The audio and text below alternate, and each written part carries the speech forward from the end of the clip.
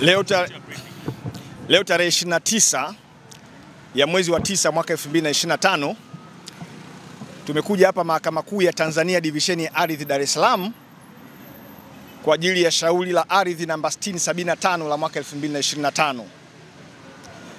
Shauri hilo linawahusu waleta madai Kanali Naftali Swai na wenzake 49 dhidi ya Ashur na wenzake.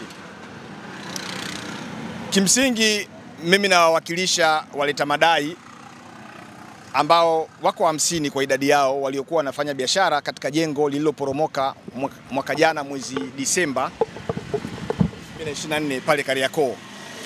Sasa shauri leo lilikuwa limekuja kwa ajili ya hatua ya usikilizaji, na kwa kuanza tulianza kusikiliza mapingamizi ya awali yaliyowekwa na wadaiwa Ashur na wenzake watano. Na mapingamizi hayo ya awali yalikuwa yamejikita zaidi katika hoja kuu mbili, kwamba mahakama haina mamlaka ya kusikiliza shauri hili kwa sababu mahakama hii ni ya ardhi, alafu madai ya shauri hili, madai ya wadai yanahusu biashara. Kwa hiyo ilikuwa ni maoni yao wadaiwa kwamba shauri hili lilipaswa kwenda kufunguliwa kwenye Mahakama Kuu ya Tanzania Divisheni ya Biashara. Na pingamizi lao lingine lilikuwa linasema kwamba hati ya madai imekosewa kwa sababu waleta madai hawajasaini ile hati ya madai, kwa hiyo ilikuwa ni makosa kisheria. Sasa sisi kwa upande wetu tumeweza kuieleza Mahakama Kuu ya Tanzania kwamba kuna msimamo wa kisheria ambao umetolewa na Mahakama Kuu, kuna msimamo wa kisheria ambao umetolewa na Mahakama ya Rufani ya Tanzania kwamba Mahakama Kuu ya Tanzania ni moja ambayo imeundwa chini ya ibara ya 108 ya Katiba ya Jamhuri ya Muungano wa Tanzania, na hivyo mtu hawezi kufukuzwa kwenye Mahakama Kuu kwa sababu tu amekwenda kwenye divisheni tofauti na madai ambayo yanaonekana mbele ya mahakama. Lakini madai yetu sisi yana asili ya ardhi. Tumeweza kuiambia Mahakama Kuu kwamba madai ya wateja wetu yana asili ya ardhi, kwa sababu ili madai yaonekane yana asili ya ardhi ni lazima yaoneshe au yahusiane na umiliki wa ardhi au matumizi ya ardhi. Sasa sisi tunadai kwamba wateja wetu haki yao ya kupewa matumizi ya jengo lililoporomoka pale Kariakoo ilikiukwa.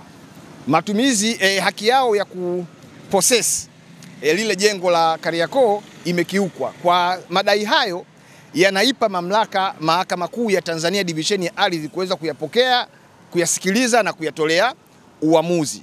Lakini wenzetu walikuwa wanasema hapana, kwa sababu Mahakama Kuu ya Tanzania imegawanyika katika divisheni mbalimbali, ilikuwa ni sahihi shauri hili likapelekwa au kwenda kufunguliwa kwenye mahakama inayohusiana na masuala ya biashara. Sasa kwa sababu Mahakama Kuu ya Tanzania na mahakama za chini yake zinabanwa na maamuzi ya Mahakama ya Rufani ambayo imeshatoa mwongozo kwamba Mahakama Kuu ya Tanzania ni moja bila kujali mkoa iliyopo, bila kujali ni divisheni gani.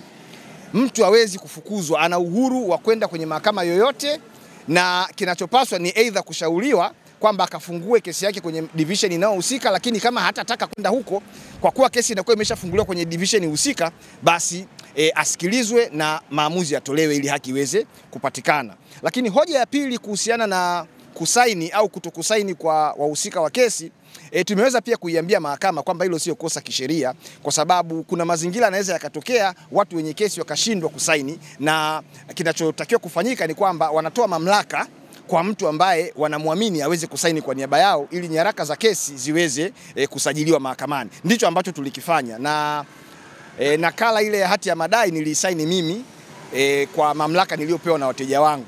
Sasa hoja ikaibuka ni kwamba hayo mamlaka nimeyapata wapi? Tukaweza kuionyesha mahakama kwamba ili pingamizi la kisheria lionekane ni pingamizi lililokidhi viwango, halihitaji ushahidi.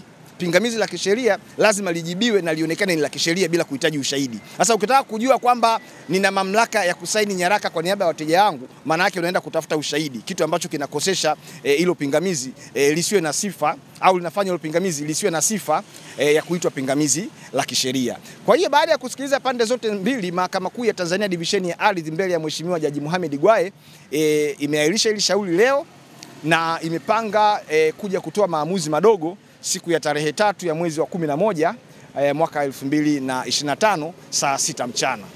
Kwa hiyo kwa kifupi Hayo ndiyo yamejiri leo hapa mahakamani. Pengine utaratibu mzima wa uendeshwaji wa hii kesi unaweza kuuzungumziaje ukiwa kama mwakilishi wa waathirika na wahanga ambao walipata ile tukio?